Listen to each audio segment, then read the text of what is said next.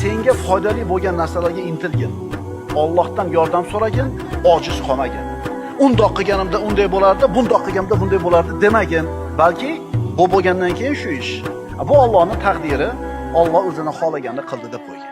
Bo'ldi, qalbing xotirjam. Bo'ldi, qalbing xotirjam. Alloh bandasiga taqdir qilgan narsa banda uchun yaxshilikdir.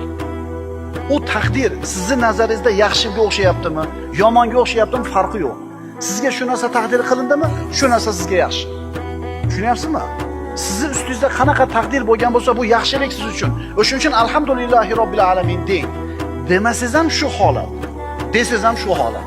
Alloh senga taqdir qilgan narsa, birodar, albatta yaxshilik bo'ladi. Shunday bo'ldimi? Demak, shunda bitta yaxshilik bor. Yillar o'tgandan keyin ko'rasan, o'shunga uylanmaganing to'g'ri bo'lgan ekan. Tahqiq Alloh azza va jalla bir mo'min bandaga musibatni taqdir qiladi, mo'min xafa bo'ladi. Lekin mana shu musibatning orqasida qancha bir yaxshiliklar borligini va qancha yomonliklardan to'silishligini bilmaydi-da.